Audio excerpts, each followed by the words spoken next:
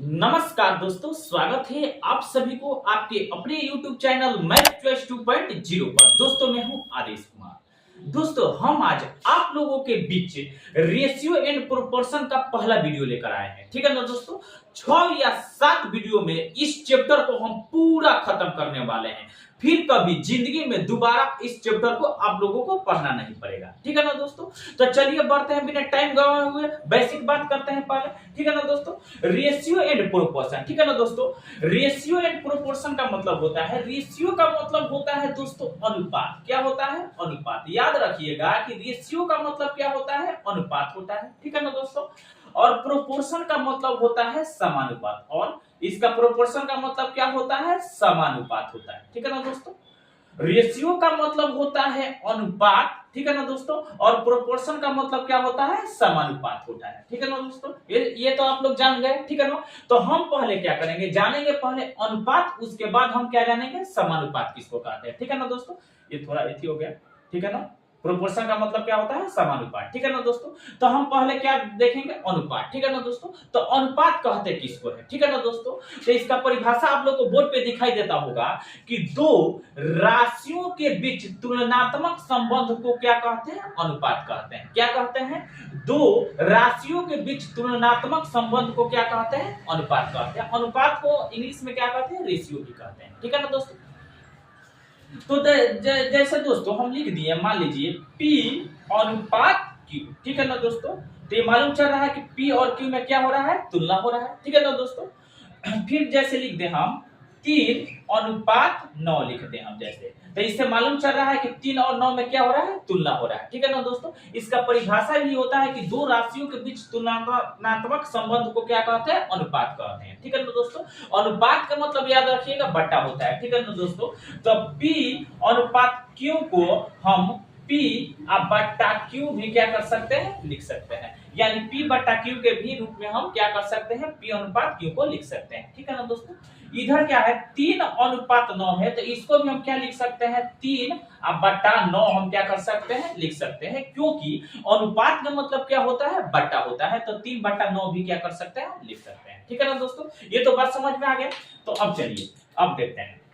ठीक है ना दोस्तों, तुलनात्मक संबंध को क्या कहते हैं? इसको हम रेशियो कहते हैं। जैसे मान लीजिए, जैसे दे दे 3 अनुपात 9। ठीक है ना दोस्तों, तो हम देखेंगे कौन इसमें किससे से कितना गुना ज्यादा है। ठीक है ना, तो हम क्या करेंगे, इसको लिख सकते हैं, अनुपात का मतलब क्या होता है? बट्टा होता है, तो हम इसको लिख सकते हैं 3 बट्टा 9। ठीक है ना दोस्तों, 3 बट्टा 9 लिख सकते हैं। अनुपात का मतलब बट्टा होता है, इसको काटेंगे तो 3 एक में 3, तितरी के 9, तो हम लिख सकते हैं 1 अनुपात 3। तो इससे हमें मालूम चल गया जो 9 है 3 से कितना गुना ज्यादा है? तो 3 गुना ज्यादा है। तुलना हो गया, यानी 1 अनुपात 3 का। ठीक है ना दोस्तों, दोस्तों याद रखिएगा, किसी अल्फाबेट का अनुपात किसी अल्फाबेट से होता है, और किसी संख्या का अनुपात किसी संख्या से ही होता है। जैसे मान लीजिए, इसको मिटा देते हैं हम।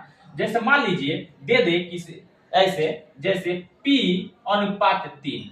ठीक है ना, तो इससे मालूम चल रहा है कि कौन किससे ज्यादा है, कितना गुना ज्यादा है? नहीं ना मालूम चल रहा है, तो इसीलिए कहा जाता है कि किसी अल्फाबेट का अनुपात अल्फाबेट से होता है, और किसी संख्या का अनुपात किसी संख्या से होता है। जैसे मान लीजिए हम दे दे 3 अनुपात Q। ठीक है ना दोस्तों, तो ये इससे मालूम चल रहा है कि कौन किससे से कितना गुना ज्यादा है? नहीं ना मालूम चल रहा है, तो इसीलिए कहा जाता है कि किसी अल्फाबेट का अनुपात किसी अल्फाबेट से ही होता है, और किसी संख्या का अनुपात किसी संख्या से ही होता है। तो ये तो बात समझ में आ गया कि अनुपात किसको कहते हैं। ठीक है ना, अब चलिए समझते हैं समानुपात किसको कहते हैं। ठीक है ना दोस्तों, अनुपात किसे कहते हैं? ठीक है ना दोस्तों, तो समानुपात का परिभाषा होता है जब दो अनुपात आपस में बराबर हो उसे समानुपात कहते हैं। क्या कहते हैं? जब दो अनुपात आपस में बराबर हो उसे क्या कहते हैं? समानुपात कहते हैं। ठीक है ना दोस्तों, तो इसको बेसिक बात इसका समझते हैं, पहले देखते हैं। जैसे मान लीजिए P अनुपात Q लिख दिए, और इधर लिख दिए R अनुपात S। तो ये दो अनुपात हुआ कि नहीं? जब दो अनुपात आपस में क्या कह रहा है? बराबर होते हैं उसे क्या कहते हैं? समानुपात कहते हैं। ठीक है ना, जैसे दो अनुपात जब आपस में बराबर होते हैं उसे क्या कहते हैं? समानुपात कहते हैं। ठीक है ना दोस्तों, समानुपात का चिन्ह ऐसा होता है, जैसे मान लीजिए इसको हम इस तरह भी लिख सकते हैं, इस रूप में भी लिख सकते हैं, P अनुपात Q समानुपात, ये समानुपात का चिन्ह है। ठीक है ना दोस्तों, R अनुपात S। ठीक है ना दोस्तों, हम P अनुपात Q इधर R अनुपात A से, जब दो अनुपात आपस में बराबर हो उसे क्या कहते हैं? समानुपात। तो बराबर दे दिए उसे समानुपात कहते हैं। बराबर की जगह हम इसको इस तरह भी लिख सकते हैं, ये समानुपात का क्या है? चिन्ह है। ठीक है ना दोस्तों। तो हम दोस्तों समानुपात में क्या होता है, बाहर बाहर वाला में गुणा होता है। ठीक है ना दोस्तों। और अंदर अंदर वाला में क्या होता है? गुणा होता है। ठीक है ना दोस्तों, ये बात याद रखिएगा। क्या होता है? बाहर बाहर वाला में गुणा होता है। तो इसको हम लिख सकते हैं इस तरह, P गुणे S। ठीक है ना, बाहर बाहर वाला में गुणा, फिर अनुपात अनुपात। ठीक है ना, अनुपात के जगह हम बराबर भी लिख सकते हैं। ठीक है ना दोस्तों, कोई दिक्कत नहीं है। अब फिर अंदर अंदर वाला में गुणा होता है तो Q गुणे R। ठीक है ना, हम लोग इस तरह भी हम इसको क्या कर सकते हैं? लिख सकते हैं। ठीक है ना दोस्तों, क्या होता है समानुपात में? क्या होता है, बाहर बाहर वाला में गुणा कर देते हैं और अंदर अंदर वाला में गुणा कर देते हैं। ठीक है ना दोस्तों, तो ऐसे क्यों होता है आप लोग को मन में आता होगा, तो देखिए। ठीक है ना दोस्तों, इसको हम क्या करते हैं, इससे पहले समझिए ये वाला से। ठीक है ना दोस्तों, जैसे P अनुपात Q है, ठीक है ना, अब बराबर R अनुपात S है। तो अनुपात का मतलब आप लोग को बताएं कि बट्टा होता है, तो इसको लिख सकते हैं P बट्टा Q लिख सकते हैं, बराबर है तो बराबर। ठीक है ना दोस्तों, फिर इसको हम अनुपात का मतलब बट्टा होता है, तो इसको लिख सकते हैं R बट्टा S लिख सकते हैं कि नहीं? ठीक है ना दोस्तों, जो बराबर होता है पीछा पीछे क्या करते हैं? गुणा कर देते हैं। तो जब गुणा करेंगे P में S से, तो P गुणे S बराबर है तो बराबर। फिर इधर क्या कर सकते, जब गुणा करेंगे Q में R से चाहे R में Q से, तो ठीक है ना, तो इस तरह लिख सकते हैं Q गुणे R, इस तरह भी लिख सकते हैं। तो इसीलिए हम कहते हैं, ठीक है ना दोस्तों, कि क्या कि बाहर बाहर वाला में गुणा होता है और अंदर अंदर वाला में क्या होता है? गुणा होता है। ठीक है ना दोस्तों, इसका एग्जांपल आप लोगों को एक समझाते हैं। ठीक है ना दोस्तों, पहले देख लेते हैं एग्जांपल इस पर। ठीक है ना दोस्तों, जैसे मान लीजिए दे 5 9 12 5 5 9 12 का चतुर्थ अनुपाती क्या है? चतुर्थ अनुपाती क्या है? चतुर्थ अनुपात, अनुपाती ना, चतुर्थ अनुपात क्या होगा? ठीक है ना दोस्तों, क्या होगा? एग्जांपल आप लोगों को समझाते हैं। ठीक है ना दोस्तों, तो कह रहा है कि 5 9 12 का चतुर्थ अनुपात क्या होगा? ठीक है ना दोस्तों, तो चतुर्थ अनुपात हम 1 से मान लेते हैं। ठीक है ना दोस्तों, तो इसको लिखेंगे 5 अनुपात 9, फिर चतुर्थ अनुपात पूछ रहा है, तो ठीक है ना दोस्तों, इसको हम बराबर भी लिख सकते हैं, चाहे समानुपात का चिन्ह दे देंगे। ठीक है ना दोस्तों, तो समानुपात का चिन्ह दे देते हैं। ठीक है ना दोस्तों, इधर 12 अनुपात 1। ठीक है ना दोस्तों, ठीक है ना, तो हम क्या आप लोगों को पता है कि बाहर बाहर वाला में गुणा होता है और अंदर अंदर वाला में गुणा होता है, तो तुरंत यहाँ से डायरेक्ट बना देंगे। ठीक है ना दोस्तों, तो बाहर बाहर वाला में गुणा करेंगे तो 5 में 1 से गुणा करेंगे तो क्या हो जाएगा? 5x, और समानुपात का मतलब बराबर होता है, तो बराबर का चिन्ह भी हम क्या कर सकते हैं? लिख सकते हैं। यानी बराबर की जगह समानुपात का चिन्ह भी लिख सकते हैं, इसके जगह ये भी हम बराबर भी लिख सकते हैं। ठीक है ना दोस्तों, फिर इसमें अंदर अंदर वाला में गुणा करेंगे तो 12 9 108। ठीक है ना दोस्तों, तो इसलिए x बराबर होगा 108 बटा 5। इसको काटेंगे जब हम 5 दूना 10। ठीक है ना दोस्तों, इसको काटेंगे तो 5 एक में 5। ठीक है ना, तो 8 में से 5 घटेगा तो कितना बचेगा? 3 बचेगा। तो 3 तो एक दशमलव देकर 0 बैठाएगा तो 5 6 30, यानी क्या हो जाएगा? 21.6, यानी चतुर्थ अनुपात क्या होगा इसका? 21.6 होगा।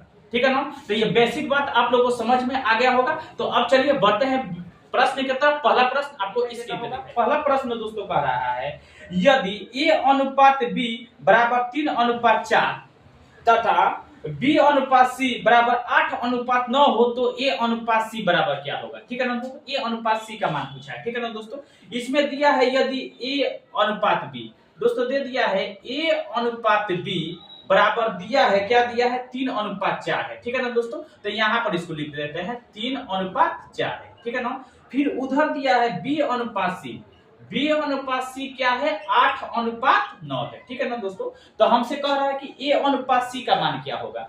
तो दोस्तों हम देख लेंगे कि B दोनों में है, तो B का मान दोनों जगह क्या होना चाहिए? बराबर होना चाहिए। ठीक है ना दोस्तों, तो बराबर हम करने के लिए इधर B का मान 8 है, इधर 4 है, तो इसी को हम बराबर कर देते हैं। तो इसको 8 बना देंगे 4 को, तो किस तरह? तो 2 से गुना करेंगे, इसमें हम 2 से गुना करेंगे। तो 2 से गुना करेंगे तो हम दोनों में गुना करेंगे, इसमें 4 में भी गुना करेंगे और इसमें 3 में भी गुना करेंगे। ठीक है ना दोस्तों, तो जब गुना करेंगे तो क्या हो जाएगा?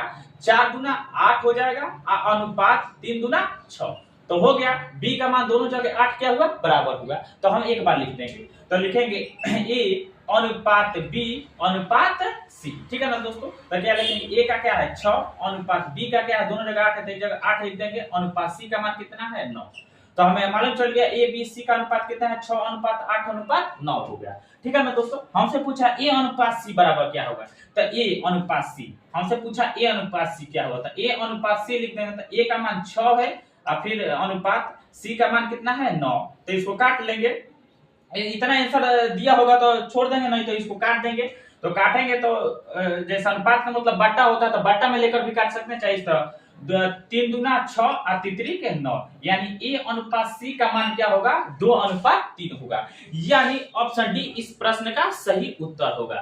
तो अब चलिए दूसरे प्रश्न को देखते हैं। प्रश्न दोस्तों कह रहा है यदि 2a बराबर 3b बराबर 4c हो तो a अनुपात b अनुपात c का मान क्या होगा। दोस्तों इसमें दिया है 2a बराबर 3b बराबर 4c हो तो a अनुपात b अनुपात c का मान ज्ञात करें। ठीक है ना दोस्तों, तो इसको हम ज्ञात करने के लिए हम क्या कर सकते हैं, इसमें हम ढकढकिया नियम लगाएंगे। ठीक है ना दोस्तों, जिसका ज्ञात करना है अगर a का ज्ञात करना है तो a का मान ढक देंगे, इसमें गुणा करेंगे। ठीक है ना, 4 के 12 होगा। ठीक है ना दोस्तों, अनुपात फिर दे देंगे। ठीक है ना, a अनुपात b अनुपात c का मान पूछा है, फिर b का ज्ञात करता b का ढक देंगे, इन दोनों में गुणा करता 4 दूना 8 होगा। ठीक है ना दोस्तों, फिर अनुपात इसको हमें c का ज्ञात करना तो c वाला को ढक देंगे, दोनों को गुणा करेंगे 3 दूना 6। ठीक है ना दोस्तों, यानी 12 अनुपात 8 अनुपात 6 होगा। ठीक है ना दोस्तों, तो फिर इसको हम क्या करेंगे, इसमें हम क्या करेंगे, कह रहा कि a अनुपात b अनुपात c का मान ज्ञात करने के लिए कह रहा था, इसको काट देंगे हम, कटने वाला 2 से कट जाएगा, 2 6 का 12 2 4 के 8 और 2 3 6, यानी a अनुपात b अनुपात c का मान होगा 6 अनुपात 4 अनुपात 3, यानी क्या होगा 6 अनुपात 4 अनुपात 3, यानी ऑप्शन सी इस प्रश्न का सही उत्तर होगा। तो अब चलिए तीसरे प्रश्न पर है कि यदि x अनुपात y बराबर 3 अनुपात 5 हो तो 10x प्लस 3y अनुपात 5x प्लस 2y का मान ज्ञात करें। ठीक है ना दोस्तों, अनुपात का मतलब बट्टा है तो बट्टा में हम इसको लिख सकते हैं। ठीक है ना दोस्तों, इसमें क्या दिया है x अनुपात y का मान दिया है 3 अनुपात 5 है। ठीक है ना दोस्तों, हमसे क्या पूछा है कि 10x प्लस 3y फिर अनुपात 5x प्लस 2y का मान है। अनुपात का मतलब बट्टा होता है तो इसको हम बट्टा में लिख सकते हैं। ठीक है ना, तो 10x plus 3y 10x plus 3y अनुपात में मतलब बट्टा है तो बट्टा में हम लिख सकते हैं। ठीक है ना दोस्तों, इधर है 5x plus 2y 5x plus 2y। ठीक है ना दोस्तों, तो हम x जहां x का मान 3 है y का मान 5 है, जहां जहां x है और जहां जहां y है उसका मान रख देंगे। ठीक है ना दोस्तों, तो हम रखेंगे x का मान 3 है तो 10 में 3 से गुणा करें तो 10 3 30 होगा, प्लस है तो प्लस 3 y का 5 है तो 5 में 3 से तो 5 3 15, फिर बट्टा देखिए, फिर x का मान कितना है, x का मान है 3 तो गुणा करेंगे 5 3 15 हो जाएगा, प्लस है तो प्लस। ठीक है ना, y का मान 5 है तो 5 दूना 10 गुणा कर देंगे तो 10 हो जाएगा। ठीक है ना दोस्तों, अब इसको जोड़ देंगे, 30 को 15 को होता है 45 को। ठीक है ना दोस्तों, फिर 10 को 15 को कितना होगा 25 को होगा। ठीक है ना दोस्तों, तो इसको हम काट लेंगे, तो 45 और 5 5 25, यानी इसको हम लिख सकते हैं 9 अनुपात 5 हम लिख सकते हैं। ठीक है ना दोस्तों, तो इसका मान कितना होगा 9 अनुपात 5 होगा, यानी ऑप्शन सी इस प्रश्न का सही उत्तर होगा। तो ऐसा ही वीडियो देखने के लिए धन्यवाद। मेरे चैनल को सब्सक्राइब और वीडियो को शेयर जरूर कीजिए।